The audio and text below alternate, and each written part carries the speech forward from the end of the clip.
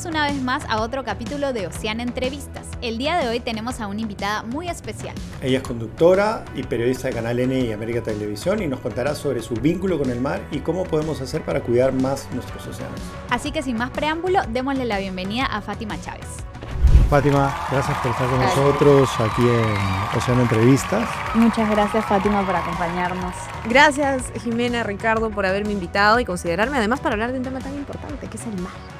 ¿Nos puedes contar, cuando hablamos de mar, cuáles son las primeras anécdotas que te vienen a la mente?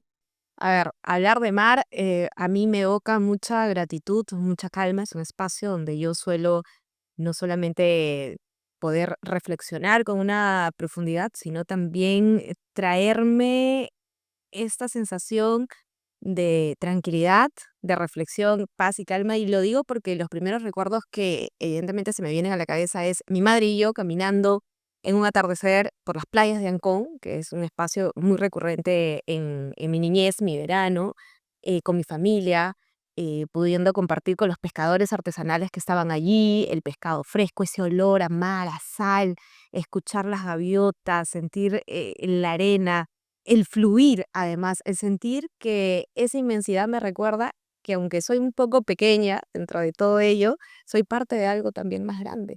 Ibas bastante a Ancón. Sí, así es, porque, bueno, mi familia es de Lima Norte, entonces el espacio más cercano para veranear era Ancón. Y Ancón, pues, tenía hace muchos años este lugar que es el Malecón, que era un espacio muy recurrente para poder llegar a veranear. Estaba el Yacht Club, estaban otros espacios además que yo veía de lejos, porque evidentemente no era parte de ellos, sino que estábamos en esta zona en la que todas las personas en común podemos participar. Y era muy particular ver estas experiencias porque luego cuando ya uno crece se da cuenta de estas diferencias muy marcadas que van construyéndose en torno a lo que podría ser el mar. Entonces, ese escenario para mí de sociabilización fue muy importante porque, como les digo, lo asocié mucho a este entorno familiar de disfrute, de entretenimiento, pero además de contemplación, que muy pocas veces se da en un espacio como es la playa. Pero ahora que cuentas sobre eso, ¿de qué manera te impactó el derrame que hubo en Ancón, no? Porque a muchos de nosotros nos afectó, pero ya me imagino si es tu playa, ¿no? De toda la vida. A mí me cogió en un momento en el que yo ya no era reportera, sino era conductora de televisión y veía con mucha indignación las declaraciones de las autoridades, la lentitud con la que se actuó, la forma en la que se intentó relativizar lo que había ocurrido, la falta de claridad de la empresa, la penuria de los trabajadores, de los pescadores artesanales, de quienes tenían sus pequeños negocios, de los restaurantes, de toda esta especie de ecosistema que estaba en torno a lo que era el mar de Ancón, que finalmente fue parte de un daño colateral de lo que se tradujo en Ventanilla. Entonces, con eso pude ver además que habían más personas que estaban siendo afectadas y darnos cuenta también de que el mar no solamente implica, uy, se contaminó este espacio, sino que nos afecta completamente a todos, porque se articula en la vida de los ciudadanos que viven de este recurso y la importancia de cuidarlos y de cuidar especialmente el mar es trascendental para el desarrollo económico, si es que lo quieren ver desde esa visión economicista, de estas personas, pero al mismo tiempo nos habla de una necesidad de cuidar un recurso que a la larga puede verse impactado de una manera irreversible. Entonces era súper indignante, me daba mucha rabia en realidad y no sé cómo lo he contenido porque recordaba esos espacios y esta es una experiencia personal porque yo tiendo a ir a Lima Norte a visitar a mi familia y mi mamá ama el mar. Mi mamá es una paciente oncológica, entonces le encanta ir al mar con mis sobrinas, con mi hijo y verlo, el atardecer, como lo hacía conmigo. Cuando íbamos, estaba prohibido pasar. No podíamos, ya no se podía tocar la arena, no se podía estar en la orilla del mar porque estaba contaminado y así estuvo prácticamente más de un año. Y entonces yo cuando veía a mis sobrinos o a mi hijo decir, no podemos ir a la playa, no podemos ir a ver el mar, ¿por qué no podemos ir a hacerlo? Y no entendían este impacto tan grande que había causado. Y dicen, ¿tanto se demora?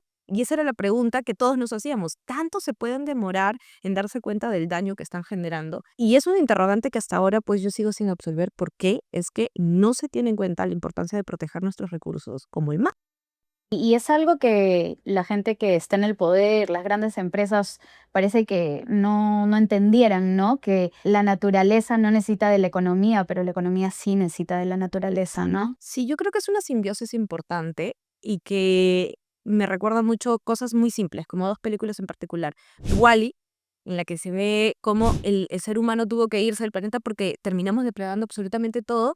Y este dibujo que no recuerdo ahorita su nombre, pero es un muñequito naranja que tiene un bigote y que ve cómo los árboles se van talando y que finalmente cuando van a plantar encuentran una semilla, era como que, wow, era lo máximo y no se daban cuenta de que el aire natural era mucho mejor que el aire artificial que tenían. Nos habla de la importancia de preservar nuestro medio ambiente y si no nos damos cuenta de que si acabamos con todo y depredamos todo y seguimos pensando que solamente tenemos que tener una visión extractivista del ecosistema, va a haber un día en el que miremos atrás y ya no tengamos nada de qué vivir.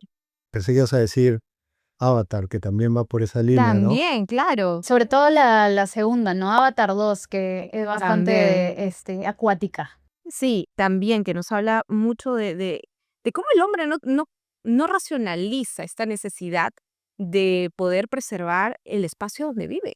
A ver, si no cuidamos los árboles, si no cuidamos la Amazonía, no cuidamos el río, no cuidamos el agua, no cuidamos el mar, ¿qué nos depara a nosotros en el futuro? Quizás ya no estemos vivos, pero ¿y quienes vienen detrás?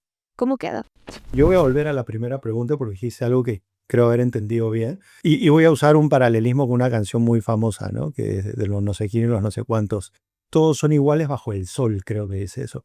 Pero eso no es tan cierto, ¿no? Porque el mar también, el mar, la playa, en Perú, bueno, me imagino que en otros países también sucede, es un espacio que debería ser libre, pero también se ve ahí las grandes diferencias entre los peruanos, ¿no? Claro. Agua dulce, sin duda, es un sinónimo de inclusión, del disfrute del pueblo, de la playa, pero muy cerca o en otros lugares hay espacios privados o cerrados para que solo lo puedan disfrutar un grupo de personas, ¿no? Ujú. Entonces, me pregunto yo y te pregunto a ti, ¿todos realmente somos iguales bajo el sol? ¿Realmente el mar es tan democrático? Yo creo que bueno, nos vamos a quemar todos por igual, Sí. probablemente, pero no vamos a tener las mismas quemaduras. ¿Por qué? Porque hay gente que no tiene los recursos para comprarse tal vez un bloqueador y hay espacios donde no hay sombrillas y en este espacio dividido sí lo hay.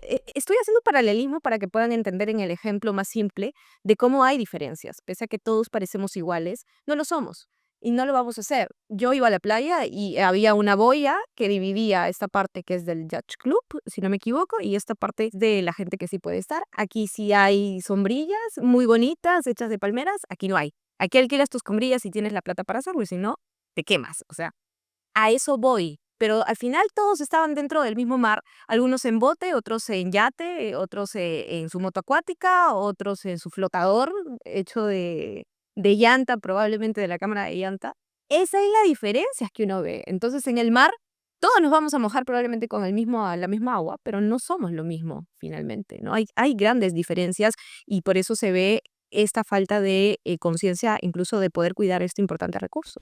¿Cómo crees tú que la profesión de periodistas puede contribuir a o generar mayor conciencia sobre la importancia de cuidar el mar o de alertar sobre los peligros que el mar afronta constantemente? Yo creo que el periodismo es una bisagra entre el ciudadano y todo lo demás que pueda conllevar la economía, o temas políticos, sociales, que acerca precisamente a quienes no tienen la oportunidad de poder visibilizar esta problemática. Y qué más que silencioso puede ser nuestro propio ecosistema, nuestro propio medio ambiente. No hay una voz, ellos no tienen una voz, ellos no te van a tocar y decir, oye, visibilízame. Entonces, es importante que le demos un espacio particular, creo yo, para poder hablar de estos temas, de la sostenibilidad, no solamente desde una responsabilidad social que tienen las empresas, sino también como ciudadanos y como actores políticos del Estado en particular. Cuidar nuestro medio ambiente nos habla y nos trae este tema importante de poder tener vida más allá de los años, o sea, prolongarlo. Hablamos siempre de los recursos y la necesidad de poder traer mayor inversión al país, pero se nos olvida el poder cuidar precisamente de lo que se quiere invertir. Tú quieres traer mayor inversión, pues cuídala. Cuida tu planeta, cuida tu espacio, ve las formas de diversificar tal vez ello. Y eso es parte del rol que tienen los medios de comunicación, creo yo, porque hay una construcción de la opinión pública de la cual somos parte y tenemos esa responsabilidad de poder llevar ese mensaje a la ciudadanía de una forma veraz, más consciente, constructivista, reflexiva también creo yo, que pueda ayudar al público que nos vea, a los televidentes, ya sea en redes sociales o también en los medios tradicionales, el poder encaminarse en esa toma de conciencia y además en llamar al Estado a que genere políticas públicas en esa línea. Siento que dábamos por hecho de que el mar iba a estar ahí siempre y que los pescados iban a estar para siempre, porque somos potencia pesquera y eso está muy bien, pero llegó un momento, y creo que el derrame de petróleo de Ventanilla tuvo mucho que ver, en que realmente nos dimos cuenta de que sí estaba en peligro eso que dábamos por hecho para siempre, ¿no? Y da gusto a veces ver que hay una visión mucho más centrada en los temas marinos que antes. No sé si te pasa lo mismo. Hace años no se hablaba del mar. Yo creo que se redujo la visión del mar a un tema más marquetero verde, ¿no? O a un tema más de identidad y marca comercial. Vamos a vender nuestro mar rico, el Par de Grau.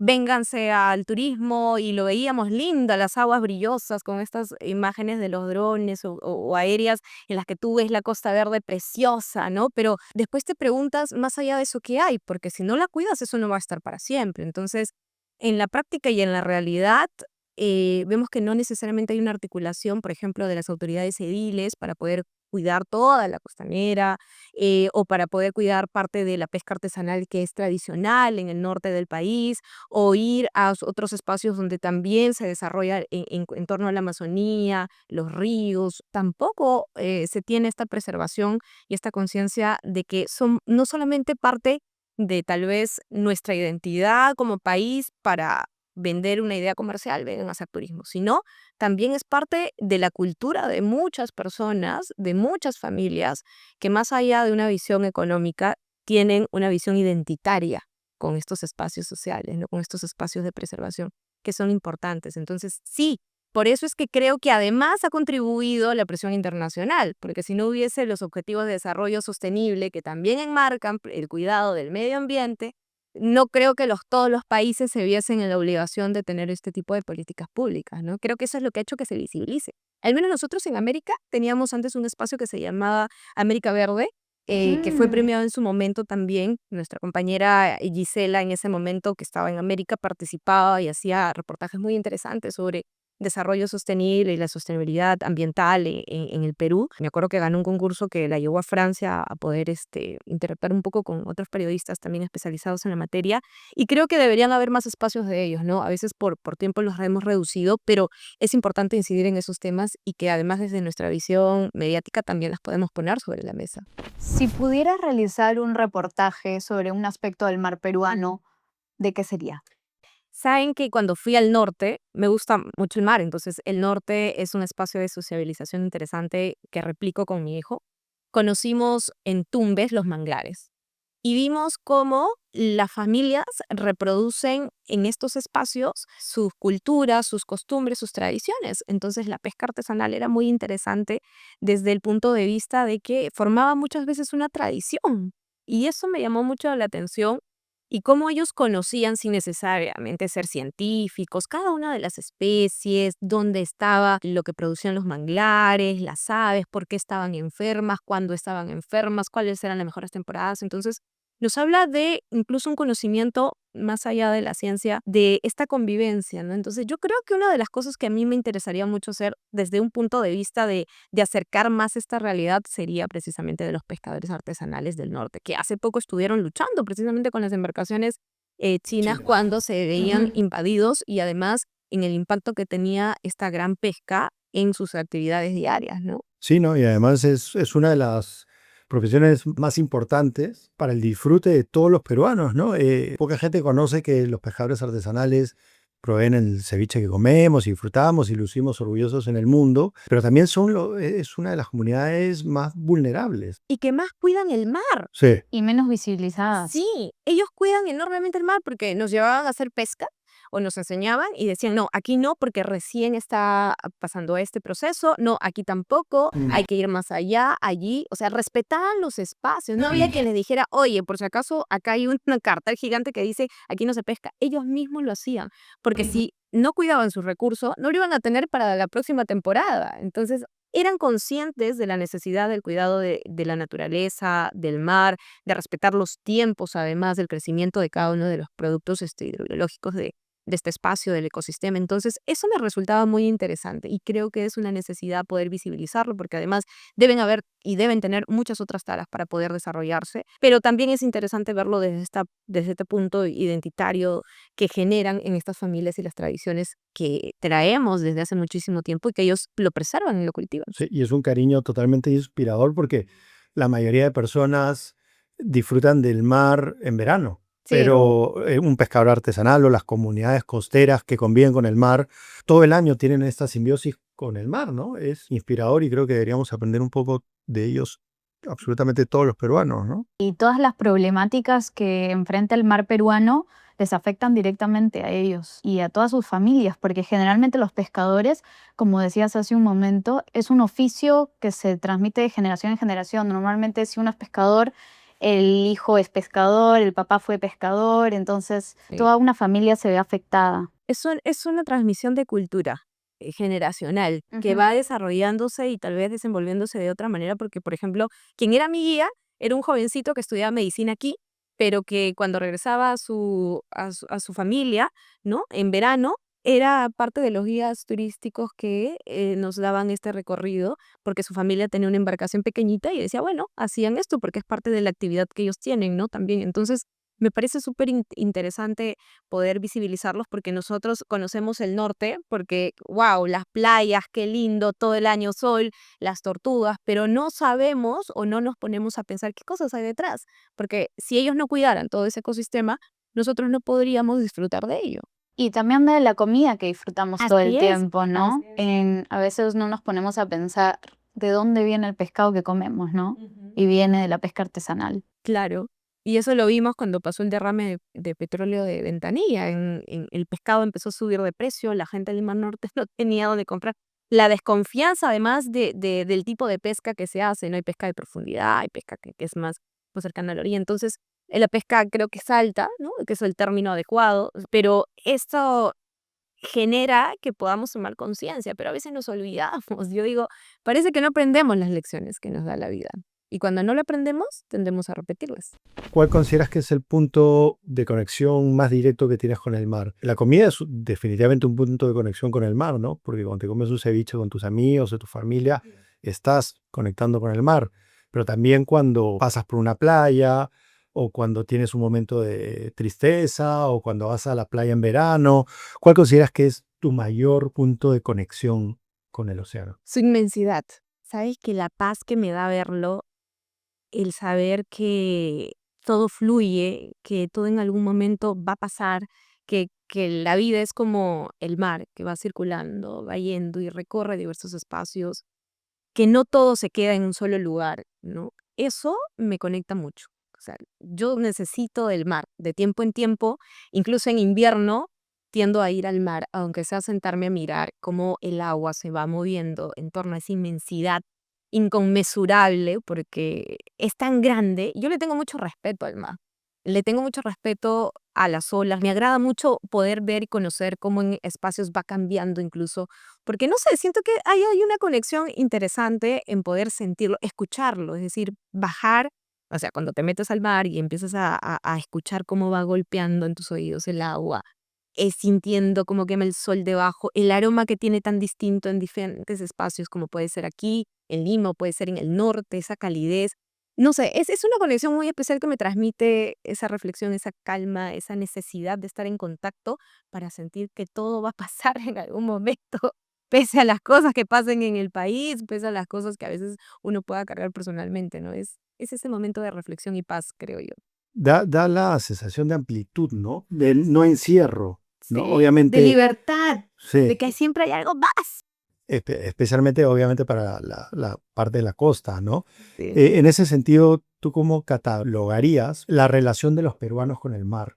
Porque el mar está en nuestro ADN permanentemente, pero no todos estamos conectados con él. Pero sí los ríos están conectados con el mar. ¿Cuál crees que es la relación de los peruanos con el mar? ¿Crees que realmente lo valoramos como se merece? Yo creo que no, yo creo que todavía hace falta mucho trabajo de concientización de parte del Estado, de generar estas políticas públicas firmes, inamovibles, de la educación, además, dentro del sector escolar para que grandes, pequeños, ¿no? Empiezan a tener una nueva generación con una visión importante del cuidado. Creo que nuestra relación se ha construido en dos fases, dependiendo de dónde vivas, ¿no? Quienes sí tienen esta necesidad o esta simbiosis con el mar por un tema identitario, y repito mucho el tema identitario porque estamos hablando de una especie de construcción cultural en torno al mar, a los ríos, al agua en particular, y otra visión que a veces tenemos nosotros, los limeños, tal vez, de esta visión un poco más marquetera, más comercializada, ¿no? Entonces, necesitamos articular ambas. Ambas en el sentido desde el respeto y desde la preservación y la sostenibilidad y la conciencia para poder tener mayores recursos más adelante, si es que lo queremos así. Entonces, creo que todavía es una relación en construcción lo que tenemos los peruanos con el mar y que es fundamental poder ir fortaleciendo para que las nuevas generaciones entiendan lo trascendental de cuidarlo. Lo hemos aprendido, debo decirlo, porque como millennial he pasado por una etapa en la que no existe internet y de repente vino el internet y entonces tengo la relación con una generación, unos boomers y la generación ahora que son súper nativos. Entonces vemos diferentes perspectivas, pero sí veo que hay cierto avance, que todavía falta mucho más, falta, pero es positivo ver también lo mucho que podemos entender el mar y estos espacios como el que ustedes tienen ayudan a ello, ayudan a entenderlo, ayudan a conocerlo y ayudan a poder llevar este mensaje de la trascendente que es proteger nuestra biodiversidad. A pesar de todo esto, siempre hay algún conspiranoico por ahí, ¿no?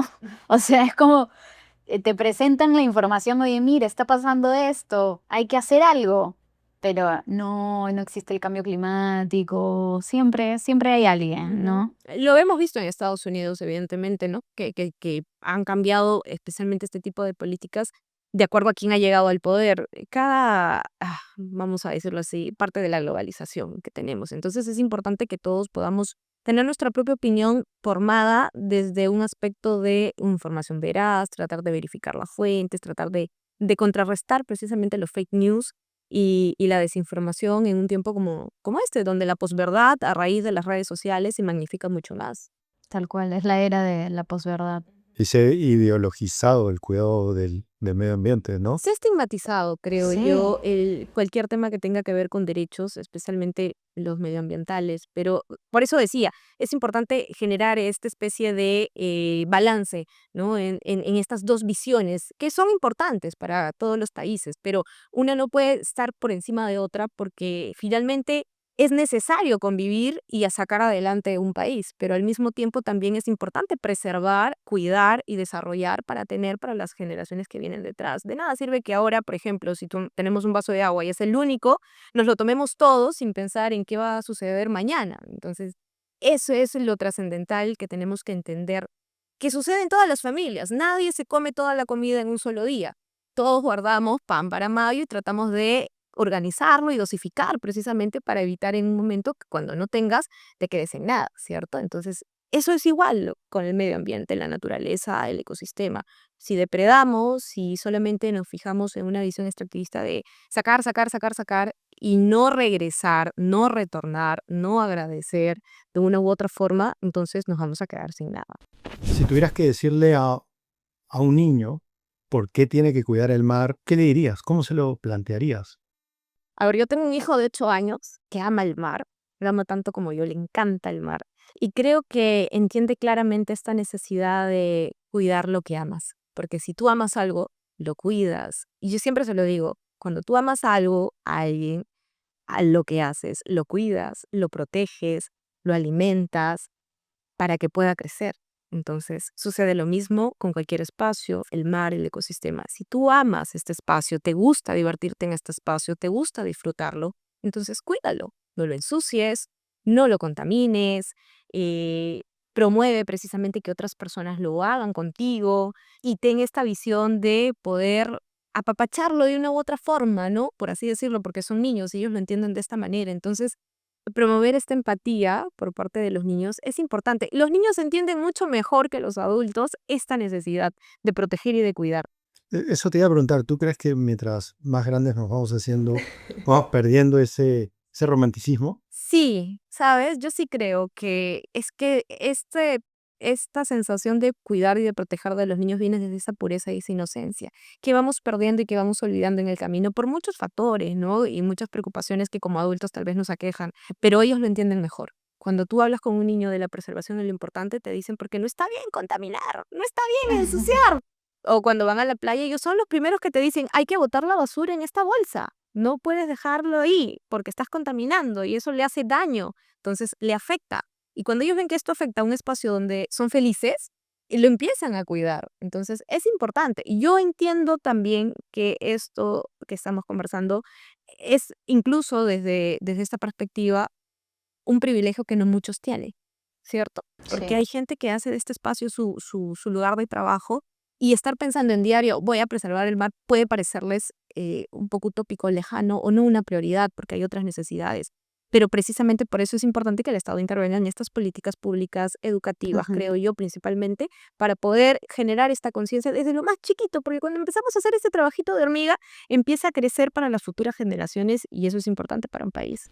¿Cuáles consideras que son los principales problemas que enfrenta el mar peruano? Ujú. Y para no terminar la conversación de una forma triste, ¿cómo aporta el mar a nuestra identidad nacional?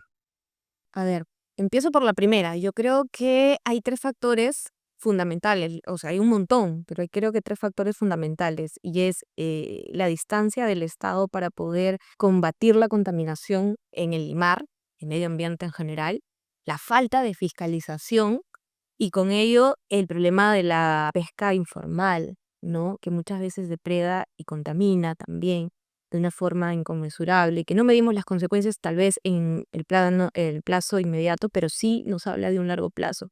Entonces, yo creo que esos son 3 factores importantes que afectan al mar actualmente, ¿no? La contaminación se ha ido relativizando porque entendemos tal vez el mar como solo la playa, pero en realidad esto une muchas cosas más. Tenemos los ríos, tenemos las lagunas, tenemos otros espacios donde también se contamina y finalmente se vierte todo al mar.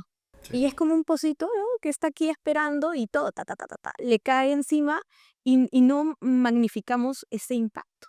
Que luego, a ver, te metes al mar y está contaminado y te sale rash y tú dices, ¿por qué tengo esta? Me acaba de salir, ¿no? Y dices, hay una reacción alérgica. Está contaminado. Y mientras menos espacios cuidemos y más espacios se contaminen, menos tendremos nosotros incluso para el disfrute. Si lo quieren ver desde el punto de vista del divertimento, pues eso va a pasar. Y eso está ligado con la segunda pregunta que me hacías, porque esta construcción del significado del mar desde el punto de vista de una marca, como una marca Perú, una marca de los peruanos, de hay que sentirnos orgullosos, nos lleva a pensar que no solamente podemos tenerlo en el discurso, sino que es necesario además generar acciones que reflejen eso.